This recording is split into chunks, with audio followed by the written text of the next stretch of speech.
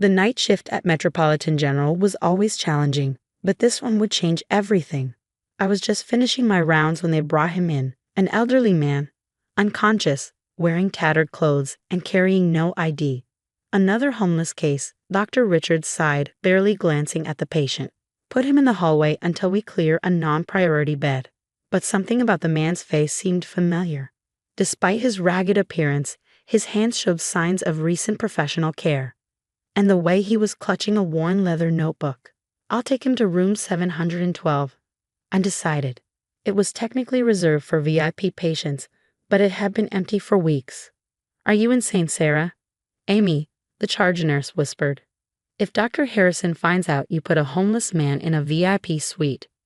Dr. Victoria Harrison wasn't just any hospital administrator.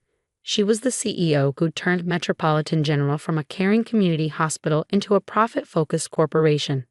Under her leadership, non-priority patients were often left waiting for hours. Everyone deserves proper care, I replied, remembering my own father's last days in a hospital hallway. Help me move him. As we transferred the mystery patient, his notebook fell open. I caught a glimpse of complex medical diagrams before quickly closing it. Something wasn't adding up. I spent my entire shift monitoring him, neglecting the paperwork Dr. Harrison always insisted was more important than excessive patient attention. His vitals were stable but concerning. Every instinct told me this man needed careful observation. At 6 a.m., Dr. Harrison's clicking heels announced her early morning inspection. She stopped dead when she saw our hallway empty of waiting patients.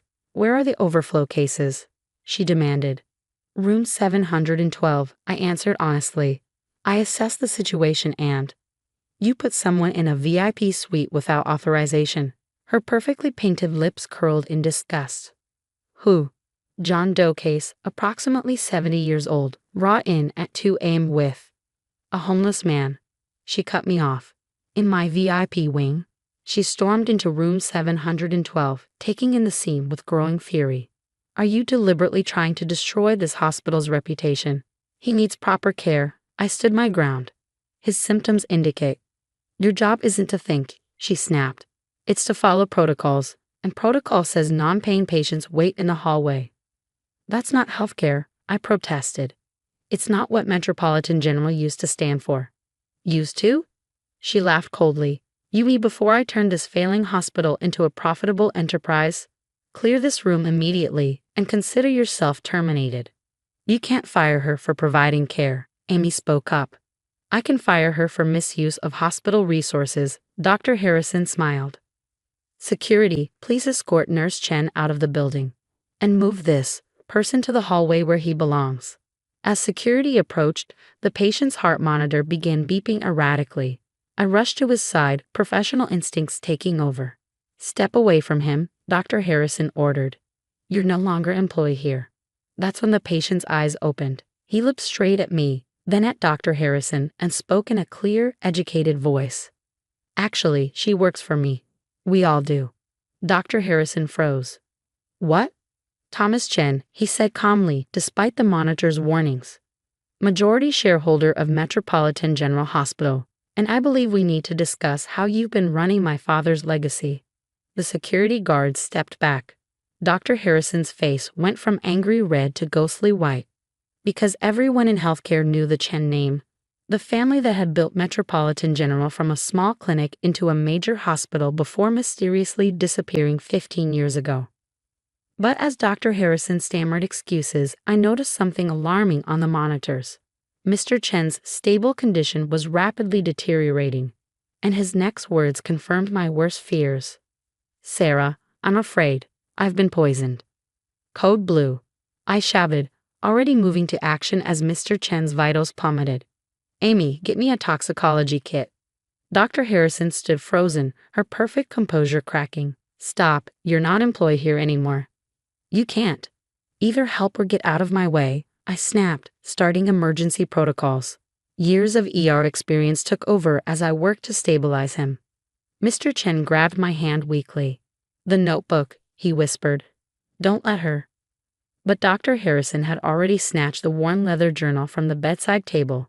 As she flipped through it, her face shifted from confusion to shock to something darker.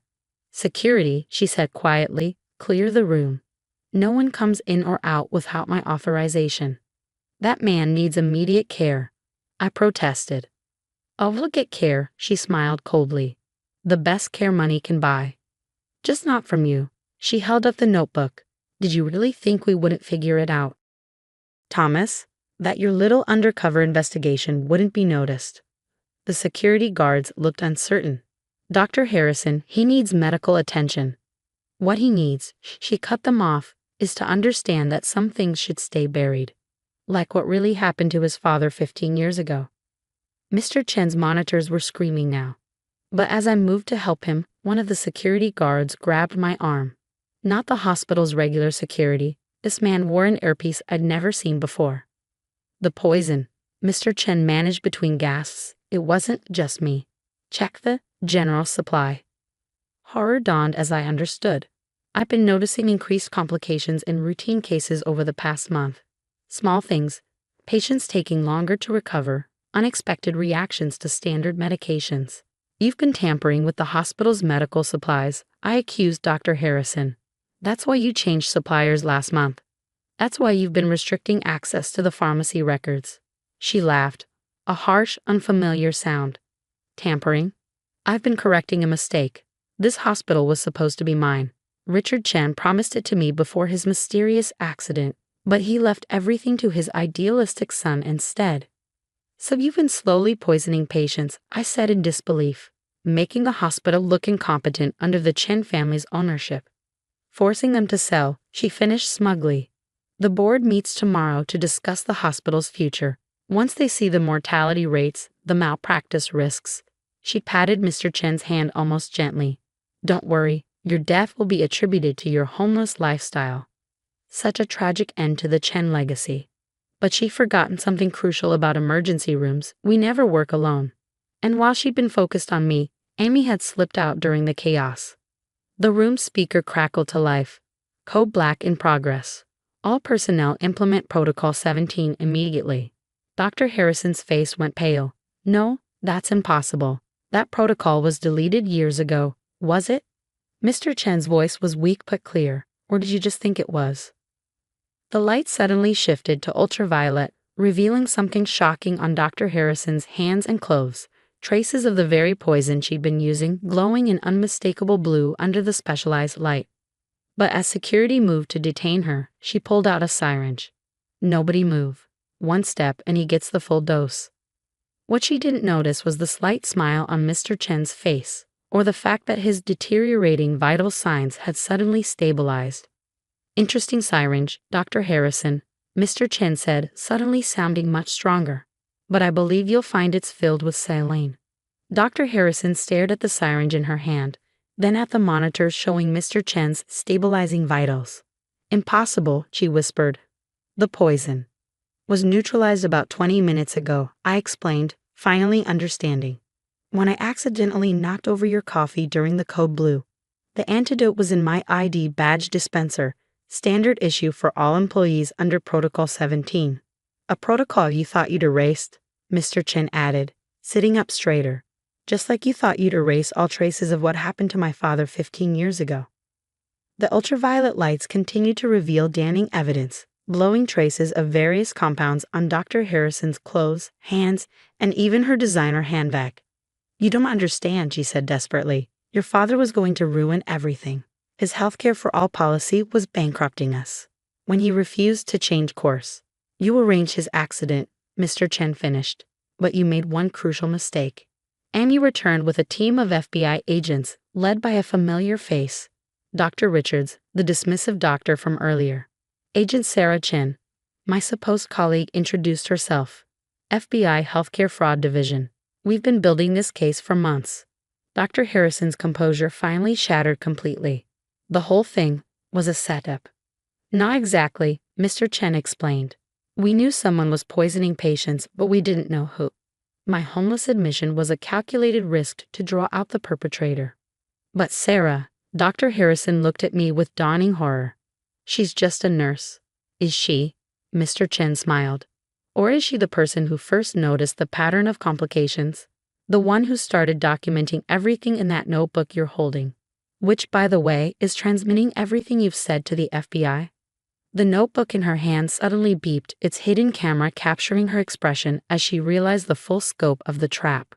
But as agents moved to arrest her, Dr. Harrison pressed a button on her phone. "If I'm going down, I'm taking this whole hospital with me." Alarm systems began blaring throughout the building. On the security monitors, we could see emergency doors sealing themselves, trapping patients and staff inside. "Dead man's switch," she laughed hysterically. "In 15 minutes, every compromised medication in this hospital will be automatically administered through the electronic dispensing system. Hundreds of patients. Unless what?" Agent Chen demanded. "Unless the Chen family signs over the hospital, completely and permanently." Mr. Chen looked at me, a silent question in his eyes. Because what Dr. Harrison didn't know, what none of them knew, was that I had one more secret of my own. "Actually," I said quietly, removing my nurse's ID badge, "the Chen family has already signed over the hospital." I pulled out another badge from my scrubs pocket, one that made Dr. Harrison's eyes go wide. "Sarah Chen, MD, PhD, Chief Executive Officer, Metropolitan Health Systems." "No," Dr. Harrison breathed. "That's impossible." "Not impossible," Mr. Chen smiled. "Inevitable. You see, Sarah isn't just any nurse. She's my daughter, and more importantly, she's Richard Chen's granddaughter." The pieces clicked into place for everyone watching. Why I worked every position in the hospital, from janitor to nurse. Why I cared so much about every patient. I wasn't just learning the jobs, I was learning my grandfather's legacy from the ground up. "The paperwork was finalized last week," I explained, accessing the hospital's main system with my true credentials. "Which means your dead man's switch? It's trying to access a system you no longer control." On the monitors, we could see the emergency protocols reversing, doors unlocking, medication systems returning to normal operation. "But your father," Dr. Harrison sputtered. "Richard Chen died before he could." "Before he could what?" I asked. "Change his will? Name you a successor?" I pulled up documents on the nearest screen. Actually, he did something far more important that night. He recorded everything.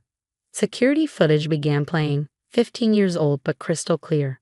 It showed a younger Dr. Harrison in my grandfather's office, demanding control of the hospital. "Healthcare is a business," she screamed in the footage, "not your personal charity." "Healthcare is a right," my grandfather's voice replied calmly. "And this hospital will never prioritize profits over patients. Not while a Chen is alive to prevent it." The footage showed what happened next. Dr. Harrison's rage, the poison she slipped into his drink, not realizing he'd already swapped the glasses. "He survived," Mr. Chen explained. "Barely. But he knew the hospital wasn't safe while she remained in power. So he went into hiding, protecting his legacy until the right moment." And that moment, I stepped closer to Dr. Harrison. Was finding someone who could rebuild Metropolitan General from the inside out. Someone who understood every job, every patient, every detail of what makes a hospital work. The FBI agents moved in to arrest her, but Dr. Harrison had one final card to play. She pulled out another phone, a dead man's switch for something far worse. "One press," she threatened, "and every media outlet gets proof of patient neglect under Chen family management. Your reputation will be destroyed." I almost laughed. "You mean the carefully documented cases of neglect you orchestrated? The ones we've been tracking and correcting for months? Check your phone's signal." She pressed the button repeatedly, growing more frantic. Nothing happened. "Hospital rooms have excellent signal blocking," I explained, "especially when you know which frequencies to target." As they led her away in handcuffs, the morning shift arrived to find their hospital transformed. The homeless patient was now revealed as the long-lost Thomas Chen. The fired nurse was their new CEO. And most importantly, the hospital was returning to its original mission.